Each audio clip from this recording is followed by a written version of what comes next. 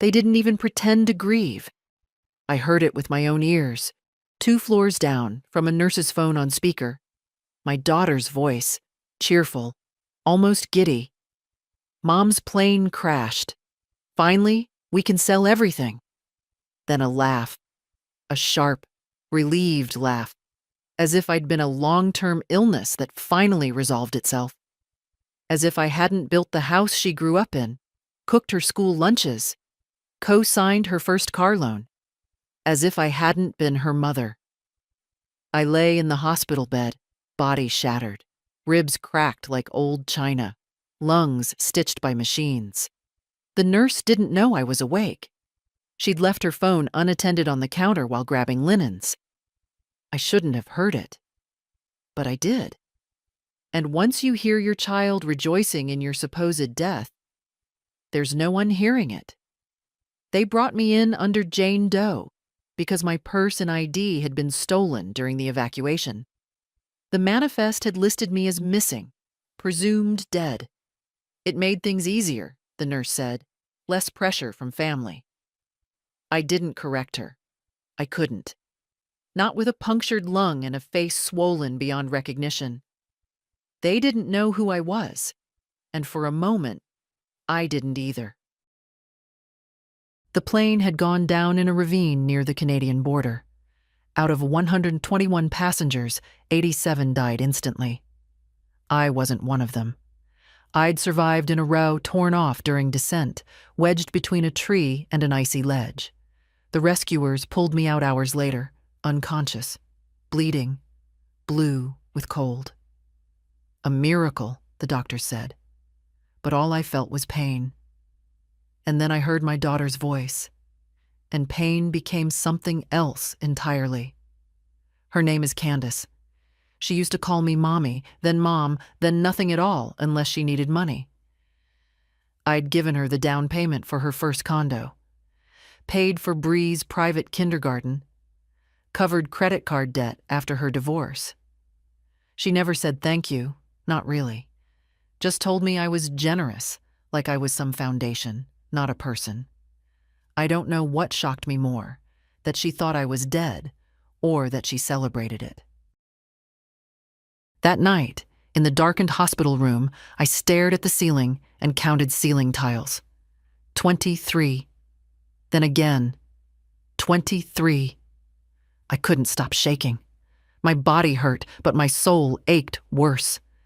Every time I closed my eyes, I saw her face at 12, kissing my cheek before school. Where had that child gone? A man came the next morning. Suit, tie, polished shoes that didn't match the scuffed linoleum. He said he was from the airline. I could barely speak, but he smiled like I'd already agreed to something. They were offering settlements. Undisclosed amounts, he murmured. Time sensitive. He didn't know I was the woman with no family rushing to find her, no vigil, no posts, no crying daughter calling the hospital. Just silence. The nurse later told me Candace had already listed my house. Photos of the living room where I'd once held her during thunderstorms. The backyard where we planted daffodils when she was 6. She'd called it an outdated fixer-upper. My home. My life. There are many kinds of death. One is the body. The other is realizing you are no longer needed, not as a person, just as property. I lay in that bed and made a decision. I wouldn't tell them I was alive. Not yet. I let the man in the suit return, and this time I asked questions. About compensation, about process, about my rights. I had no teeth left to grit. I'd lost one in the crash, but I still had a spine. 3 weeks later, when I could sit up, they gave me a mirror. I barely recognized myself. Bruises like ink blots, hair matted, wrinkles deeper. But my eyes still knew. They'd seen childbirth, betrayal, widowing, bankruptcy. They weren't done yet. June Mallow, I whispered to the woman in the glass. You're still here. No obituary, no funeral, No daughter holding my photo with puffy eyes. Just a signature on a property listing and a voice saying, "Finally." That's when I began to plan. Not revenge, no, something colder. Justice. And I wouldn't raise my voice to do it. They moved me to a quieter wing once I could walk a few steps on my own. The nurses were kind but distant. The kind of kindness you extend to someone whose name you won't remember tomorrow. They called me Ms. Doe, offered warm broth and sponge baths, and avoided the question in their eyes. Why hasn't anyone come for you? I didn't ask them to call my daughter. I didn't ask for anything. The doctors said I was a slow miracle. Most wouldn't have made it through the second night, one of them told me, flipping through charts without looking at me. You're a tough one. I wasn't tough. I was stubborn. There's a difference. Toughness fights. Stubbornness endures. I'd spent a lifetime enduring. After 6 weeks, they released me into a rehabilitation center. Gray walls, cheerful volunteers, padded wheelchairs, and the occasional hymn in the common room. I stayed another month, relearning how to use a knife and fork, how to shower without help. I didn't let them know I was getting stronger faster than expected. I liked the silence. I liked that no one came asking questions. On paper, I was dead. The authorities had misidentified a charred body at the crash site as me. The dental records matched because I hadn't updated mine in 15 years. A clerical error, the kind that should never happen, but always does when no one's watching too closely. Candace had accepted it without hesitation, signed papers, scheduled a celebration of life. Not a funeral, no casket, no messy grief. Just a brunch at a country club and a slideshow of smiling pictures that, I imagine, didn't include a single recent one. The real estate listing had gone live 2 days after the crash. Charming, well-loved home with vintage appeal. The words were so hollow they echoed. She was already spending the inheritance, though the accounts hadn't transferred yet. My lawyer, one I'd used for years, reached out to her, asking for confirmation of probate proceedings. She replied within the hour, pressing for updates. She was in a hurry to bury me, legally. She didn't know that I'd already made changes to my will years before the accident. She didn't know that nothing was automatic, and she didn't know I was still alive, reading every email her eagerness left behind. The hospital had forwarded me a sealed envelope, documents from the airline's legal team. I opened it with shaking hands. The numbers were clear. 18 million. That was the settlement offer, in exchange for no public statements, no lawsuits, no interviews, just silence.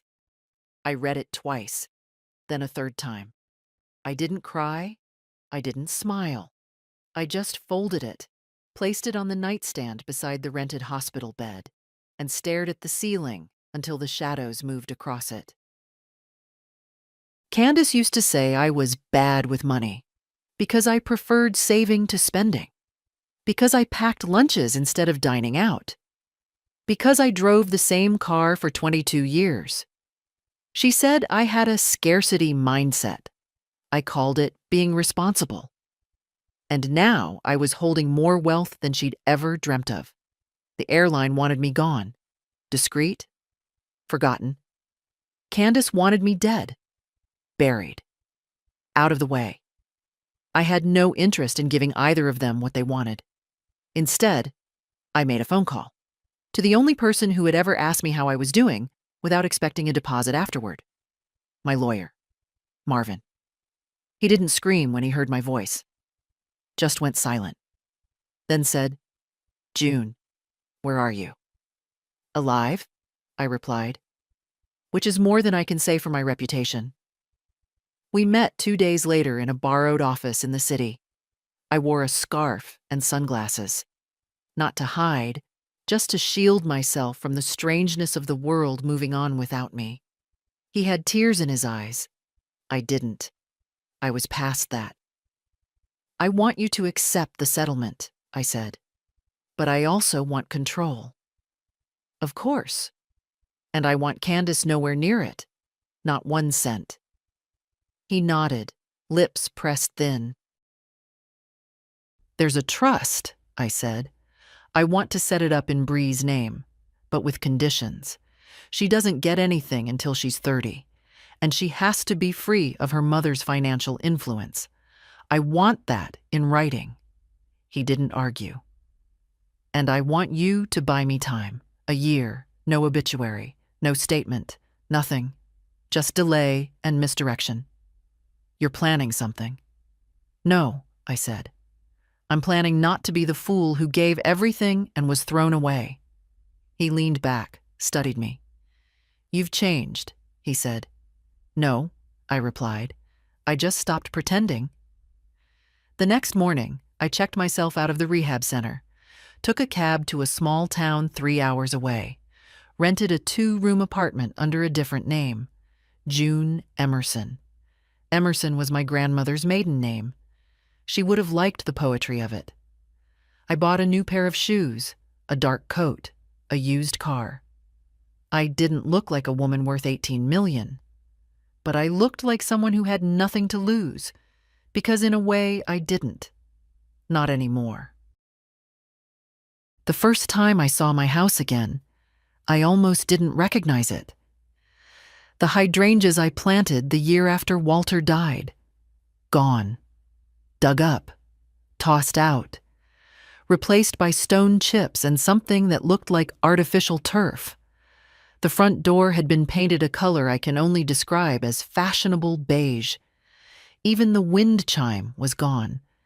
The one Bree made in 2nd grade, strung with shells from that weekend at Myrtle Beach. There was a plastic sign in the yard. Under contract.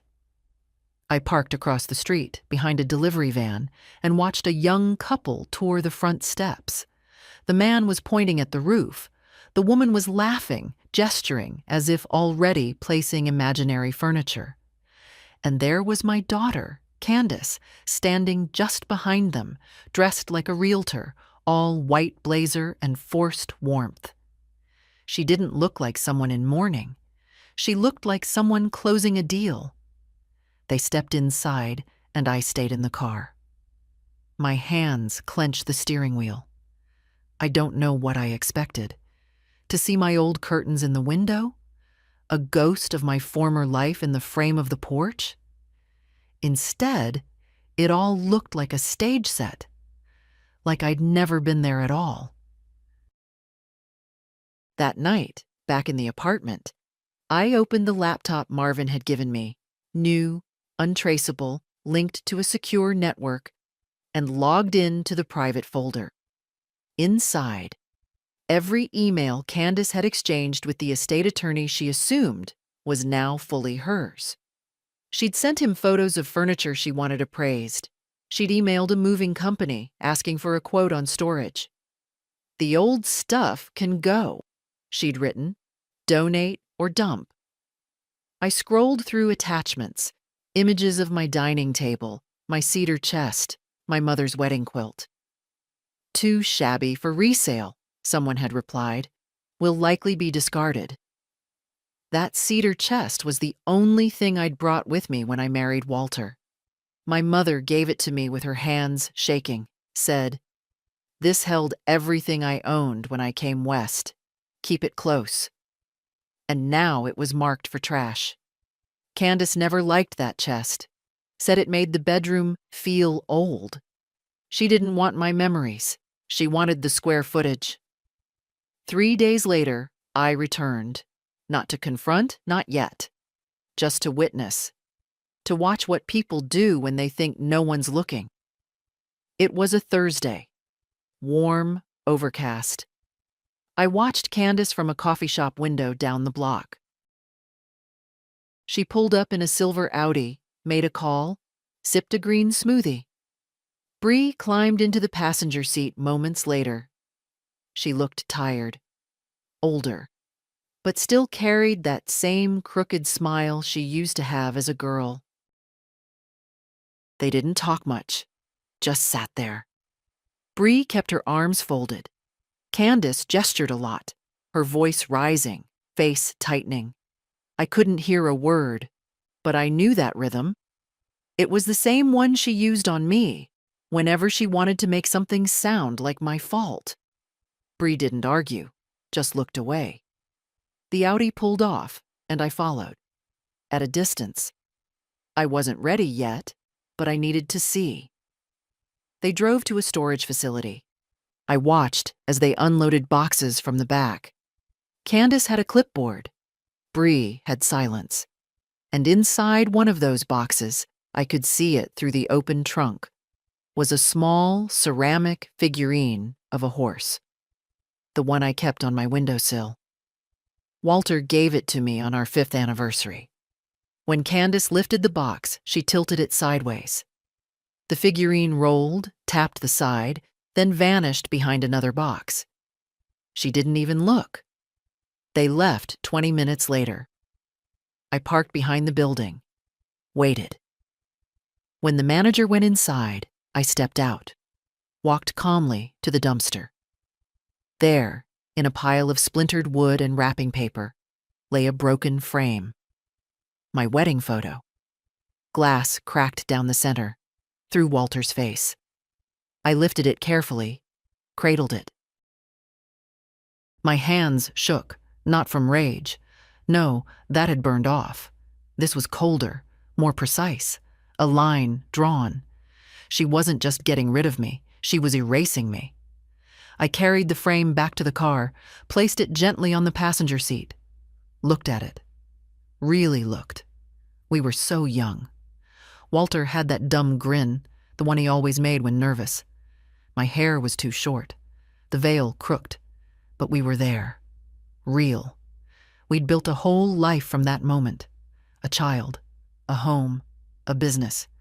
Decades of dinners and dances and disagreements, and now Candace had boiled it all down to trash and contracts.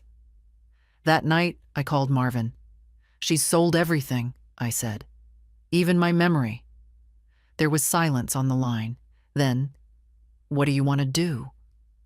I watched the crack in Walter's photo. "I want a front row seat," I said, "to the life she built on my grave. And when the moment comes, I'll let her see me. Alive. Whole. Not to haunt her, but to remind her what she lost."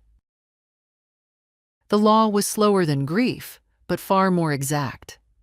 Candace had filed the petition for legal transfer of estate assets 5 weeks after the crash. She claimed expedited authority due to lack of next of kin, a phrase that nearly made me laugh, as if I'd dropped into the world fully formed, never mothered her through measles, heartbreak, or that 3rd-grade science fair when she cried because her vinegar volcano wouldn't erupt. Marvin delayed the probate silently, skillfully. No denials, no admissions, just missing documents, follow-ups, misplaced emails. He filed quiet objections to each motion. The deceased's identity has not been conclusively verified. Further review is required. Pending clarification. The lawyer Candace hired grew impatient. She fired him, hired another. Meanwhile, she spent. The house sale had closed. She pocketed most of the cash. Bought herself a new office downtown, smaller, sleeker, full of glass walls and modern chairs. She moved her interior design firm there, rebranded as a lifestyle curation agency.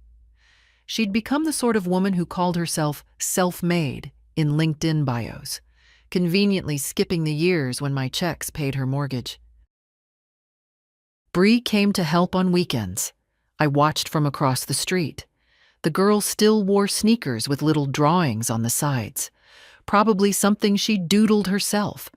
She used to draw houses with hearts inside them. Now she unpacked vases in a space where I was no longer welcome. One morning, I followed her after she left the office. She walked alone, headphones in, bag slung over one shoulder. Her pace was slower than Candace's, softer. She stopped at a bookstore. I waited, then followed. Inside, I stayed by the magazines while she browsed the fiction shelves. She ran her fingers along the spines like they were sacred. Then she picked one and sat cross-legged in the far corner, reading like no one existed. It nearly broke me. That was how she used to sit on my living room rug, reading until her head would slowly tilt and rest against the couch. Sometimes she'd fall asleep with the book still open in her lap, legs folded like a little bird. And now she sat the same way, but with a grandmother presumed dead, and a mother too busy staging life to actually live it. I left before she saw me, not because I didn't want her to, because I wasn't ready yet. Not for her, not for what would come after. Later that week, Marvin called. "She's trying to force distribution," he said, claiming undue delay. "We can hold a bit longer, but not forever." "She's running out of time?" "Yes." "Good." I spent the next 2 days making a list, not of people, not of things, of truths. Candace did not cry when I was declared dead. Candace did not call hospitals. Candace did not wait for confirmation. Candace immediately began liquidating. Candace assumed all was hers. Candace erased me. Item 7, though, was different. Candace never asked Bree how she felt about it. That was when I knew where the crack might live. Not in money, not in law, in love. Bree still wore her grandmother's necklace, a tiny locket I gave her at 13. Inside was a photo of Walter and me. She once told me she touched it during exams. "For luck, Grandma," she'd whisper. I didn't know if she still did, but she still wore it. That meant something. On Sunday, I returned to the block where my house had stood. The young couple had moved in. There were wind chimes on the porch now, cheap ones, clinking tinny and thin. I stood across the street and stared. Not because I wanted the house back, but because I needed to remember what had been mine before it was sold like a used sofa. Then I walked 5 blocks to the cafe where Candace liked to hold her client brunches. She was there, white blazer again, perfect hair, talking with 2 women in soft pastels, laughing, touching her collarbone in that exaggerated way she always used when trying to seem delicate. I sat at the counter. The server didn't question me. No one recognized me anymore. I watched her laugh, and I thought, this is what a woman looks like when she thinks she's won. She hasn't seen the board yet. By the time I walked back to my car, my decision had crystallized. I would go to her office, not to make a scene, to look her in the eye, to let her see, in that quiet moment between one breath and the next, that everything she thought buried had just stood up again. And it remembered. The receptionist smiled without recognition when I stepped into the office. That suited me fine. The lobby was all white marble and brushed gold, the kind of design that pretends to be minimal, but screams money if you know where to look. The walls were bare except for one black and white photograph of Candace herself. Arms crossed, chin tilted, eyes narrowed in that calculated confidence people practice in mirrors. "Do you have an appointment?" the receptionist asked. "Yes," I said calmly. "Tell Ms. Mallow her 10 o'clock is here." She hesitated, glanced at her screen, then back at me. "I don't have anything at 10. She'll want to see me." The receptionist made the call. I heard Candace's voice, sharp and clipped even from where I stood. "What do you mean she's already here?" A beat of silence. "Fine. Send her in." She didn't come to the door, didn't meet me halfway, just waited at her desk like the queen of some brittle little kingdom.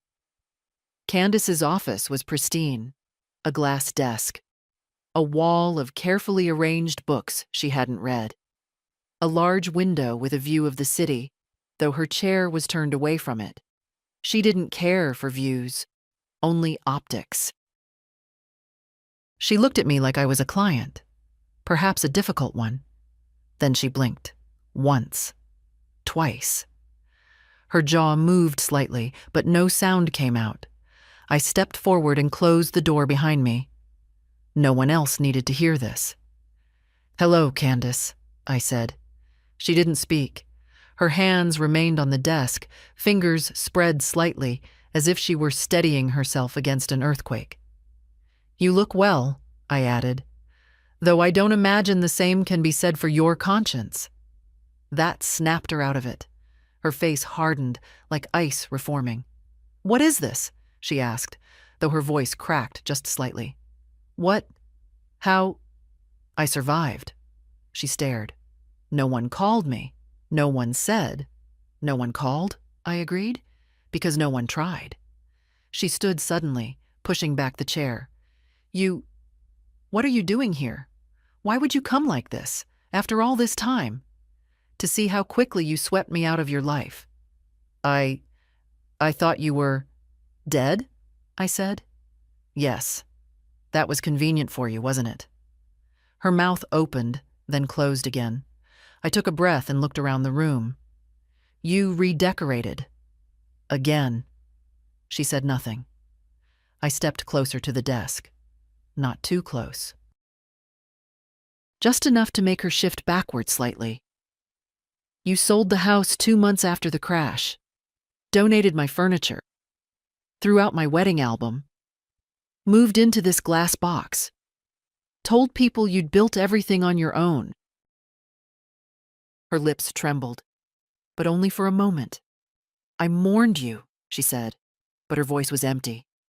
"I did. I just didn't know what else to do." I looked at her, really looked. Her face was flawless, tight at the jawline, not a wrinkle in sight. But her eyes were tired, not from grief, from fear. "You didn't mourn," I said softly. "You prepared." A silence stretched between us. "You weren't supposed to be on that flight," she said suddenly, desperate now. "You changed plans. No one knew. You didn't tell anyone, not even Bree. I left a voicemail the night before. You never called back." She looked down. "You just assumed," I continued. "Assumed it would be easy. That I had conveniently died and left you the pieces to arrange as you liked. That no one would check." "You don't know what it's been like," she said, suddenly angry. "The last year—" "Oh, I do," I interrupted, "because I watched it." That stopped her. "I've been here, in this city, this whole time. I've seen the house, the parties, the clients, the brunches, the speeches about reinvention and rising from grief. You didn't just erase me, Candace. You built a business on my grave." "That's not true," she whispered. "But it is." She slumped into her chair. "I needed to move on," she said, like that would make it forgivable. What was I supposed to do? Collapse? "No," I said. "You were supposed to remember who raised you." The silence in the room was suffocating. I reached into my coat and pulled out a small, sealed envelope. She stared at it. "This is a formal notification," I said. "You'll be contacted by my attorney shortly." She reached for it, hesitated, then took it. "What does it say?" "That I'm alive, and that I control every cent you were hoping to inherit." Her fingers tightened on the envelope. I turned toward the door. "Wait," she said behind me. "Why now? Why come now?" I paused with my hand on the knob. "Because I wanted to look you in the eye, Candace," I said, "and see if there was anything left of my daughter in there." I didn't wait for an answer. I left her sitting behind that glass desk, holding the letter like it was a live wire, not yet realizing the current had already passed through. It took her 3 days to respond. Marvin forwarded me the email. The subject line was a single word: clarification. No greeting, no apology. just a question about the legality of my reappearance and what it meant for the handling of previously assumed assets. Previously assumed, not my mother, not June, not even her, just assets. Marvin didn't reply right away. He called me instead. "She's trying to be careful," he said, "but she's rattled." "Good," I said. "She's also in meetings with a second attorney. I can name the firm, but not the man yet. She's looking for a workaround." "She won't find one." "No," he agreed. "But she's the kind who keeps digging even after the ground is frozen." That night, I walked along the river. It was a habit I'd picked up in recovery, moving slowly, letting my legs remember their strength. The doctor said it helped rebuild muscle memory. What they didn't mention was how it rebuilt other kinds of memory too. The kind that surfaces in silence. The kind you buried years ago, thinking it would stay still. I remembered holding Candace as a baby, pressing her to my chest after Walter died. I'd buried him in a rented suit, paid for the service in installments, and then gone home to a child who didn't understand why Daddy didn't come back.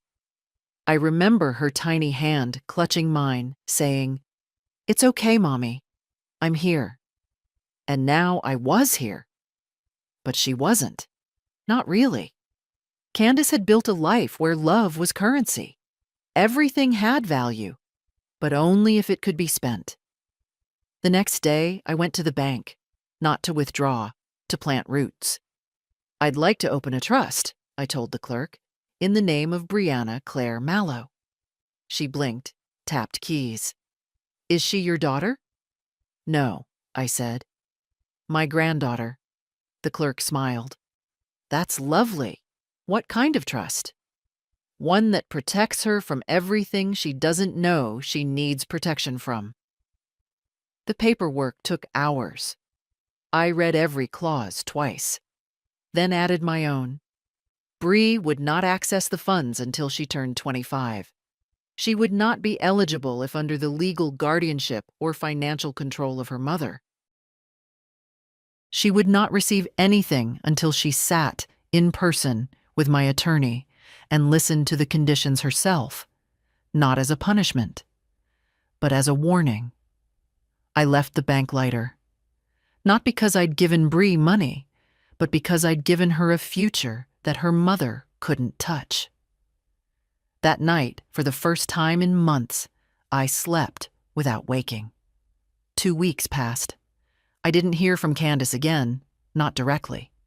But I felt her, like a cold front moving into town. She posted a new photo on her business page. New beginnings, stronger than before. Her eyes didn't look stronger. They looked cornered. Bree messaged me the next morning, not on social media, on email. The address I'd created after the accident, the one Marvin had passed along for legal updates. The subject line, "Is it really you?" I stared at it for a long time before opening. The message was short. "Grandma, I don't know if I'm allowed to write you. Mom says you're not well. She says things I don't understand. But I heard you came by her office, and I think I saw you a few weeks ago near the bookstore. If it was you, I just want to say I'm glad. I hope you're okay. Love, Bree." I read it 4 times. Then I wrote back, "Dear Bree, yes, it was me, and I'm well enough to know the truth now. Thank you for seeing me, even when no one else did. There's more I need to say. Would you meet me? Just you. Love always, Grandma June." I didn't expect her to respond quickly, but she did. 3 hours later. "Tell me where and when." I typed slowly, careful not to shake. "Tuesday, 4 p.m. That little place with the lemon tarts you liked? Corner of Delaney and 3rd? She sent a heart emoji. Just that. And somehow it meant more than all the words Candace had spoken since the day she tried to sell my memory to the highest bidder. Bree was already there when I arrived. She sat at the window table, nursing a glass of water, her eyes flicking up every time the door opened. When I stepped in, she looked straight at me. No shock, no fear. Just quiet, open recognition. She stood, slowly. "Hi," she said. It wasn't a question. It wasn't even tentative. It was a fact. "Hi," I echoed. We hugged, awkwardly, a little stiff, but her arms didn't let go too quickly. When she sat down again, I saw she still wore the silver locket. The chain was longer now, the clasp replaced, but it was unmistakable. "You cut your hair," I said. She touched it. Felt like a change. "It suits you." A server came by. I ordered coffee. Bree asked for lemon tart, same as always. And then, for a moment, we just sat. Two women, related by blood, and a long chain of silence. "You look different," she said at last. "I am." She nodded. "I figured." The coffee came. She took a forkful of tart but didn't eat it. Just pushed the lemon curd slightly off-center. "I didn't know," she said quietly. "I know. I thought, after the crash, I thought maybe it was a mistake. But Mom said everything was confirmed." She said she identified the remains. She didn't. I know that now. She looked up, finally meeting my eyes fully. She didn't grieve. No. She just moved on. Sold everything. Changed everything. I know. Bree swallowed. "The house. Your things. She said you would have wanted a clean break. That she was honoring your memory by starting fresh." A bitter laugh rose in my throat, but I kept it in. "Do you believe her?" I asked. Bree shook her head slowly. "Not anymore." A pause. "Was it hard?" she asked. "Coming back?" "No," I said honestly. "Leaving was harder." She looked at me again, and this time her expression shifted. Less guarded, more curious. "So why now?" "Because I needed to know if I still had family left." She stared at me, blinked. Her lips parted just slightly. Then she whispered, "You do." It hit me harder than I expected. I took a breath. "Your mother, she made choices. I'm not here to punish her, but I'm not pretending either." Bree nodded. "She doesn't know I'm here." "I assumed." "She said you were dangerous, that you were unstable." "Convenient." "She's scared," Bree added. "She hides it well, but I can see it." "She should be." Silence again, but not uncomfortable. Finally, Bree pushed her tart across the table. "You always used to steal the lemon part and leave me the crust." I smiled. Still my favorite. "Figures." I took a bite. Sweet. Sharp. It tasted like summers on the porch, like Sunday afternoons when the world slowed down. "I've set things in motion," I said carefully. "Legal things. Financial things. I need you to understand what that means." "I'm listening." "There's a trust," I continued. "In your name, for your future. But there are conditions." Bree didn't flinch. "Go on." "You don't get anything while your mother controls your finances.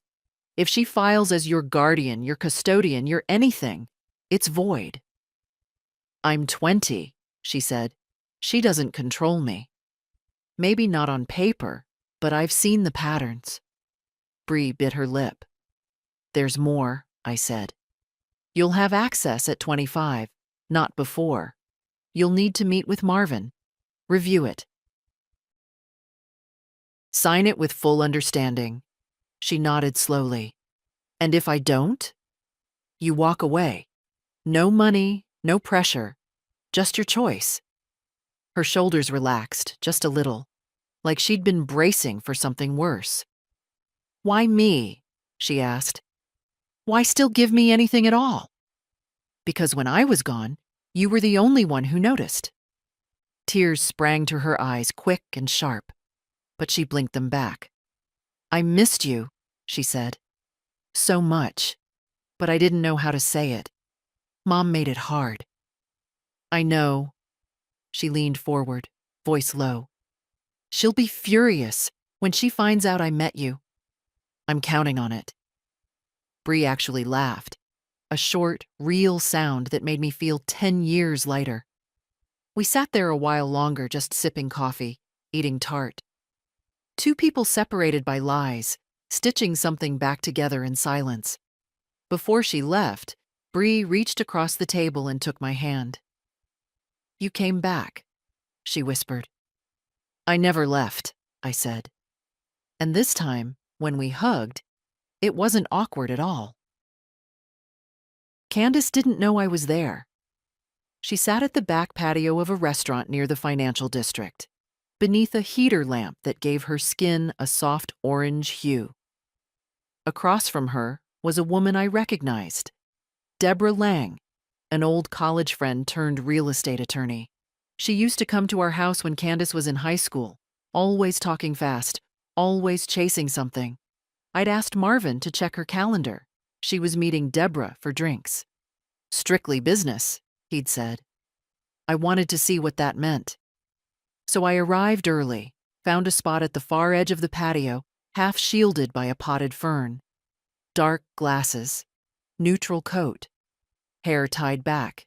They didn't notice me. Deborah spoke first. "Are you sure you want to do this?" "I've waited a year," Candace replied, sipping from a thin glass of white wine. "She doesn't get to just show up and reclaim everything. She's alive." Candace's laugh was tight, dismissive. "Barely. She looks like someone else, acts like someone else. I don't know what she wants, but I know what I'm not going to do." Deborah leaned in. "It's not about want, Candace. She's your mother. She's legally entitled." "No," Candace interrupted. "She was entitled. Then she disappeared. Now she's just a disruption." I watched her face as she said it. No tremor. No second thoughts. Just clean, practiced certainty. "You don't get to vanish for a year, then act like nothing's changed," she continued. "I built everything in that time. The firm, the brand, the story, the sympathy. I can't undo all that just because she had the nerve to not die." Deborah looked uneasy. "You sound, what, practical?" Candace smiled thinly. "She gave up her place in this world. I stepped into it. Now she wants to take it back? I don't think so." I didn't move. I didn't flinch. Because I'd been preparing for this exact confirmation. Not just that she was ambitious. I knew that. Not just that she'd rewritten the story. I expected that. But that she saw me as inconvenient, a barrier, not a mother. That was the final lock clicking shut. "She's planning something," Candace went on. "I can feel it. Bree's been distant. She asks questions." Deborah raised an eyebrow. "Do you think Bree's in contact?" Candace shrugged. "Maybe. She's always been too sentimental for her own good. I told her to stay away." "And if she doesn't?" Candace finished her wine. "Then she learns the hard way, that money and loyalty don't mix." They paused when the waiter came. I watched Candace carefully wipe the condensation from her glass with a napkin. Always tidy, always in control. Then she said, "If she sues, I'll challenge her competency. If she plays generous, I'll publicize the instability. No judge wants to deal with an elderly woman who shows up after being presumed dead." Deborah looked at her, long and quiet. "You've thought this through." "I've lived this through," Candace replied. That's when I stood. Walked calmly out of the patio. Not fast, not loud. Just with the kind of certainty I hadn't felt in years. I didn't need to hear more. She wasn't ashamed. She wasn't even hiding. She was preparing to destroy me a second time, but this time with witnesses. Back in my apartment, I sat at the kitchen table and stared at the letter Marvin had prepared weeks earlier. It was sealed, addressed to the state bar, with copies of Candace's financial declarations, emails to probate courts, a timeline of her actions during the year I was presumed dead. It had been sitting there like a gun on a mantel. I reached for it, paused, then opened a new envelope instead. Wrote a note to Bree. 2s, 10 a.m. Walk with me. We need to talk. Bring your questions. I'll bring the truth. I didn't need revenge, but Bree deserved to know who her mother had become and who her grandmother refused to remain. Bree was waiting near the fountain when I arrived. The morning was cool, fog curling low across the grass. She had her hands in the pockets of an oversized sweatshirt, hood down, hair pulled into a loose bun. She didn't look like a young woman at a crossroads. She looked like someone who already knew the direction and was just waiting to hear it confirmed. We started walking without a word, around the path, past the roses. The park was mostly empty except for a few joggers and a man feeding pigeons. I saw her, I said. Bree looked at me. She was with a lawyer, talking about contingency plans. Bree didn't ask which lawyer or what kind of plans. She just said, "That sounds about right." She called me a disruption. Bree flinched. And she said, if I tried anything legal, she'd challenge my competency. We kept walking. "She doesn't want you back," Bree said quietly. "Not really. She wants the version of you that stays out of the way, the version that doesn't speak. She thinks I'm a problem to be managed." Bree kicked at a stone. "She manages everything, people, outcomes, stories. Since I was little." We reached a bench. I sat. Bree did too. "She ever try to manage you?" I asked. Bree gave a soft laugh. "Every day." "And do you let her?" She didn't answer right away. "I used to," she finally said. "I used to think if I just went along, it would be easier. Less tension, less drama. She's good at making you feel like you're the one making things hard." I nodded. I knew that trick. Lived it for decades. But then, Bree continued, she started telling me who to be, what kind of internships to take, who to date, what to post, how to dress. And I started pushing back, quietly. She noticed, said I was drifting, called it a phase, said I was ungrateful.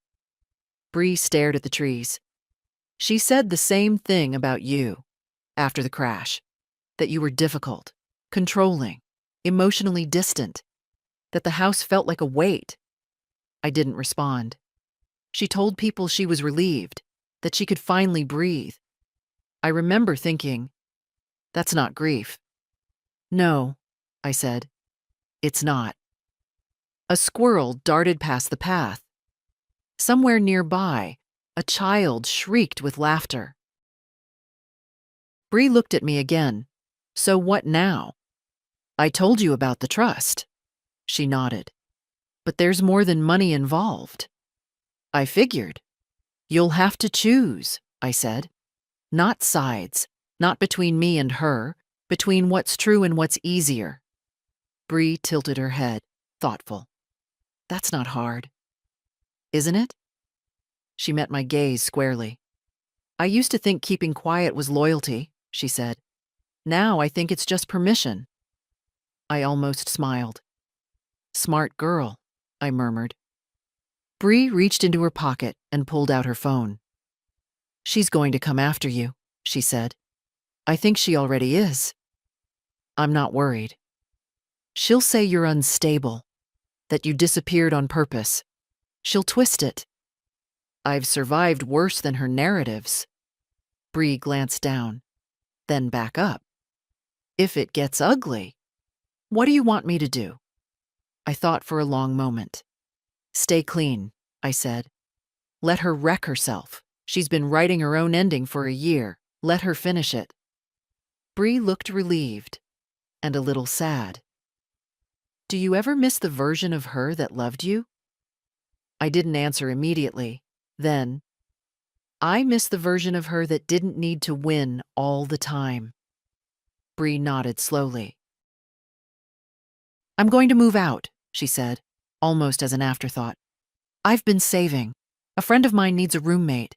It's not much, but it's mine. I reached for her hand.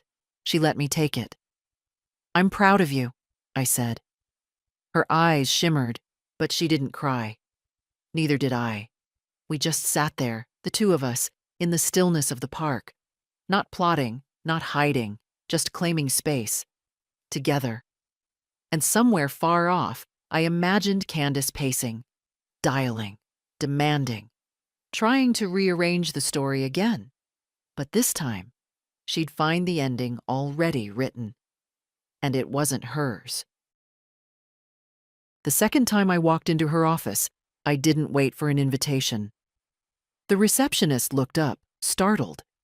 She must have remembered me, perhaps not as a name, but as the woman who'd arrived weeks ago and left something behind that made the walls tremble. She's in a meeting, the girl stammered.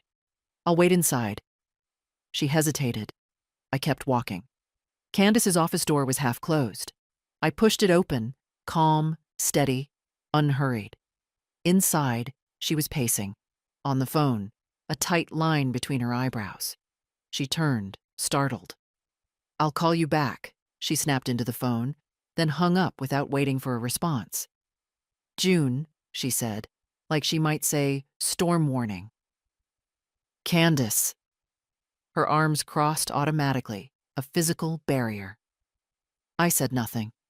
Let her speak first. You can't just barge in here. I can. You're not well. I'm better than I've been in years. She looked toward the hallway, as if checking for an audience. What do you want? She asked, low and sharp. I've already taken what I want. I'm just here for the silence that comes after. She scoffed. You think you're righteous, but you abandoned everything. Disappeared. Left me to deal with the wreckage. You mean the house? The money? The life you built on a mistake you never corrected? I didn't know how to fix it. You didn't want to. Her mouth pressed into a line. You sold the house, Candace. Not because you had to, because you could. You weren't grieving. You were cleaning. I was surviving. No, I survived. She flinched. I crawled out of that crash with bones broken and blood in my lungs. I lay in a hospital bed while you took measurements for new countertops. I thought you were dead. You didn't check. I had to keep going. No, I said. You had to slow down. But that would have meant seeing what you'd become. She looked away. I came here today to look at you. Not to yell. Not to plead. Just to see. And you know what I see? She didn't respond. I see someone who's still afraid. Not of me. Of exposure. Of not being the hero in the story you tell everyone else. I never asked to be the villain. No one ever does. But you cast the role, Candace. You picked the scene. You closed the curtain. A flicker of something crossed her face. Not regret. Recognition. You've always thought you were better than me, she whispered.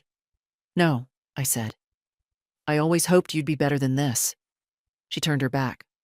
Walked to the window. You ruined everything. I stepped forward. No, I said. I remembered everything. You tried to forget. She turned sharply. What do you want from me? An apology? A confession? A headline? None of that. Then why are you here? To show you I'm not afraid anymore. And you should be. She stared at me. You still think you have control? I said quietly. But you don't. Bree knows the truth. The courts know the truth. The money? Locked? The house? Gone? The legacy? Already shifted. Candace's shoulders sagged, not from defeat, from exhaustion. The effort of keeping up the story was breaking her down faster than I ever could. You raised a smart girl, I added, and she made a smarter choice. I gave her everything. No, I said. You gave her conditions. I gave her space. A long silence followed. Not angry, just hollow. Finally, she asked, "What happens now?" "I leave," I said. "You stay and live with what you did." I turned to go. "Wait," she said, voice suddenly fragile. "Do you hate me?" I paused at the door, considered. "No," I said. That would mean I still expected something. I didn't slam the door. I closed it like you close the cover of a book you're never going to open again. The office was small, tucked above a bakery that smelled like burnt sugar and fresh bread. Marvin chose it for privacy, not prestige. No polished reception, no glass doors. Just a heavy file cabinet, a pot of coffee that had been sitting too long, and a man who had known my signature longer than most had known my name. He stood when I entered. "June," he said simply. "Let's begin." He didn't offer small talk. He knew me better than that. I sat down. He opened the folder. "Here's the trust," he said. "Amended to reflect your final stipulations. It will be irrevocable upon your signature. The sum—" "I know the sum," I interrupted. "What matters is what comes after." He nodded. "This document establishes the June Mallow Foundation for Transitional Women," he continued. "Mission: to assist women aged 50 and above in regaining financial and legal independence after spousal loss or family displacement." I read the clause again. "Add a line," I said. "We help the ones no one checks on." Marvin smiled briefly. Done. He flipped to the next section. "Regarding your estate, property, residual assets, investment accounts, all shall transfer to the foundation, excluding the trust designated for Brianna Claire Mallow." He paused. "You're sure?" "Yes." "She'll inherit directly?" "At 25. No earlier. No exceptions." "And Candace?" "She receives nothing. Not in cash, not in kind, not even mention." He didn't blink, just made a note. I signed the first document, then the next. Each signature came easier than the last, not because the weight lessened, but because I was no longer carrying it alone. We moved to medical directives. "Should you become incapacitated," Marvin said gently, "you've designated Brianna as your healthcare proxy." "Yes." "And power of attorney?" "She'll have it when she's ready. Until then, you hold it." He nodded. "And if Candace challenges any of this?" "She can try." He smiled again, not wide, but enough. We moved on. Final arrangements, burial or cremation. No ceremony, no eulogies. "Write this in," I said. "Let the quiet speak for her. She said what she needed to while she lived." Marvin's pen paused mid-stroke. Then he wrote it exactly as I said. By the time we were done, the sun had shifted across the window, casting long shadows across the file. He closed it. "Do you want to keep a copy?" "No, but give one to Bree when the time comes." Marvin folded his hands on the desk. "You're certain about all of this?" "Yes." "It's generous. It's intentional." He leaned back, looked at me with something like respect. "I've known you a long time, June, but I've never seen you this clear." "I was waiting," I said, "for the noise to stop. And now, I can hear my own voice again." I stood, smoothed my coat. At the door, he asked, "One more thing. If Candace tries to apologize?" "She won't." "But if she does?" I looked back at him. She'll be speaking to someone who no longer owes her the courtesy of listening. Outside, the street was quiet. I walked slowly, letting the autumn wind tug at my sleeves. I passed a woman sitting on a bench, clutching a paper bag like it was gold. Her hands trembled. I nodded to her. She nodded back. No words. Some things didn't need saying. I'd spent 72 years waiting for someone to come save me from the slow erasure of being needed only in pieces. Money, advice, shelter, silence. And now? Now I had a foundation, not just in ink and structure, in knowing who I was, what I wouldn't allow again, and who, when everything else falls away, will remember me not for what I gave up, but for what I reclaimed. The letter arrived on a Thursday, hand-delivered, no warning. Candace had just finished a client call when the receptionist buzzed through. "There's a courier here. He says it's for you, personally." "Have him leave it." "He says it's by instruction. Hand off only." Candace sighed. "Fine. Send him in."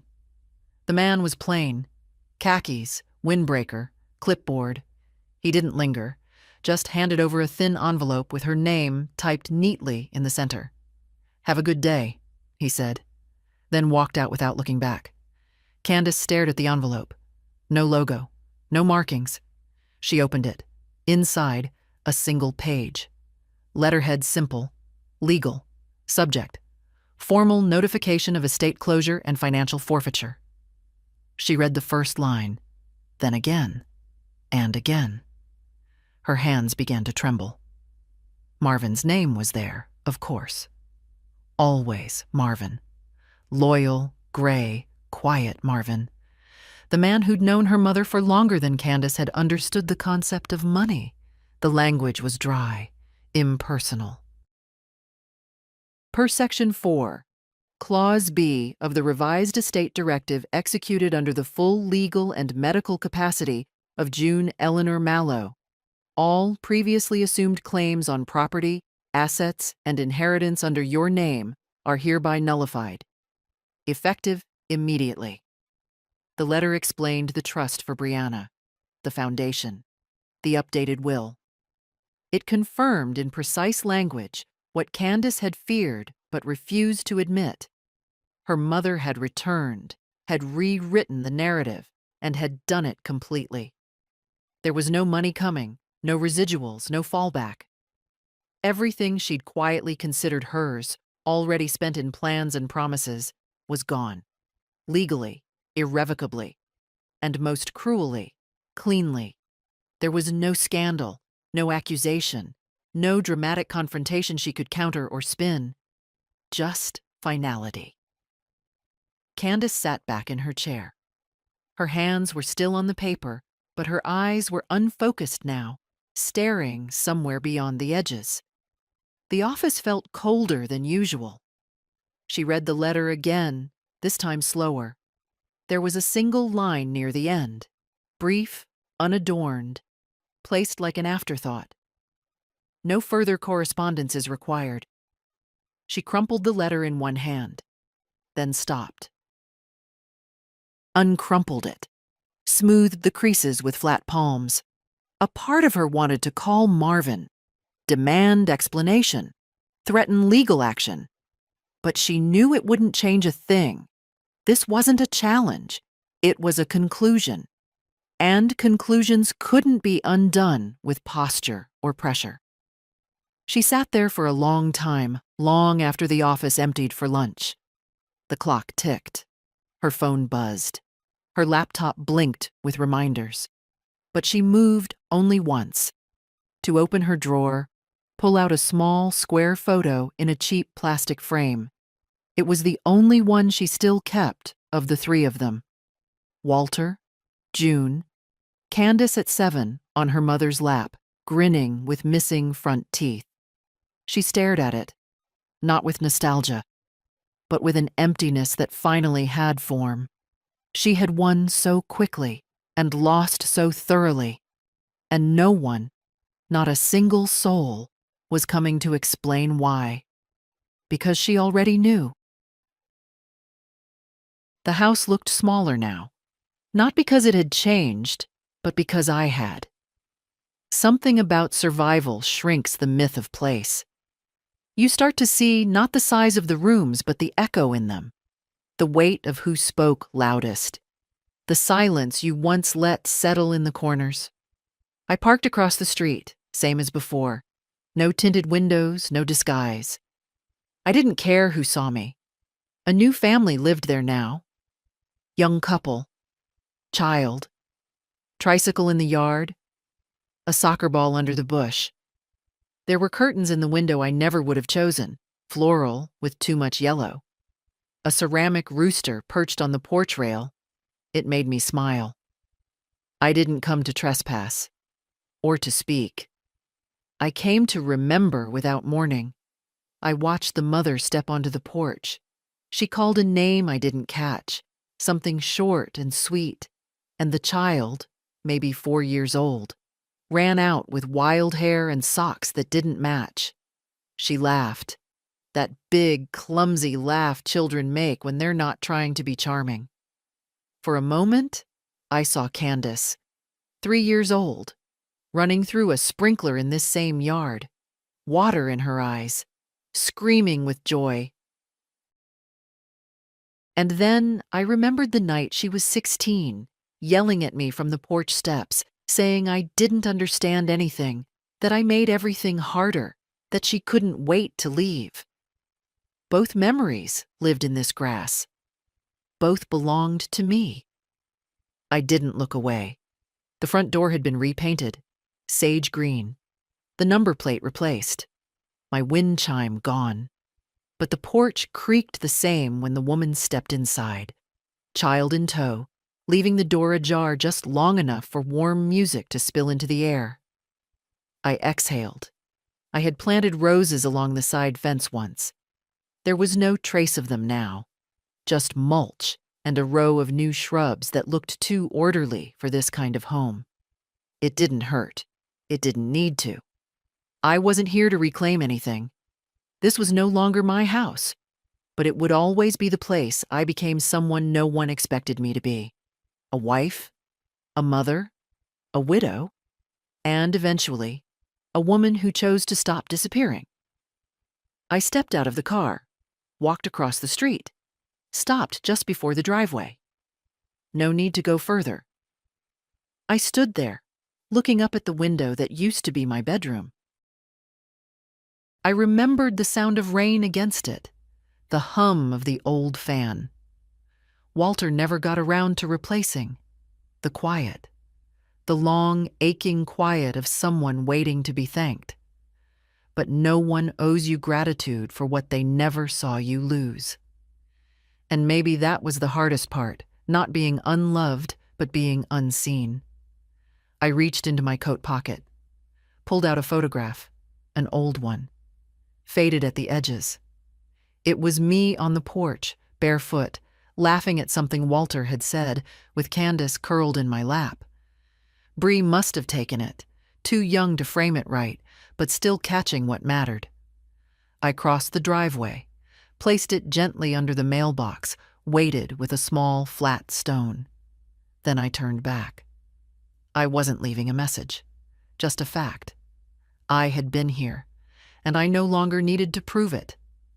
As I walked away, the breeze shifted. The new wind chimes played a different tune than mine ever did, lighter, almost sharp. But still, music. Still, something that moved when the air insisted. And I let it play me out. Bree arrived just before noon. She didn't knock. She never did anymore. Just let herself in, kicked her shoes off by the door and called out, "It's just me," like she had when she was 10 and afraid of startling me if I was napping. "I hope you're hungry," she said, lifting the brown paper bag. That old man at the deli finally got the potato salad right. I was already at the table, 2 plates out, forks aligned like I still cared about symmetry. She unpacked the bag with practiced ease. Sandwiches, the salad, 2 apples, a bar of chocolate we'd split later without discussing it. She poured water into mismatched glasses and sat across from me like it was any other Tuesday. I didn't say much. Neither did she. That was the beauty of it now. What used to be silence between us had become ease. We ate slowly, no rush. She told me about a class she was taking, art history, something elective, something that didn't count for anything except my own joy. I told her that was the only kind of learning worth anything at all. "You sound like a fortune cookie," she said, smiling. "You sound like someone finally doing what she wants." Maybe I am. We didn't talk about Candace. Not because we were pretending she didn't exist, but because, in that moment, she didn't matter. I watched Bree tuck her hair behind her ear, saw the way her hands moved when she talked, still expressive, still bright. Her face had changed just slightly in the past year, less soft, more deliberate. But the girl I'd once read stories to was still in there, just taller now, and wise in a way I'd never been at her age. After lunch, we went out to the small back patio.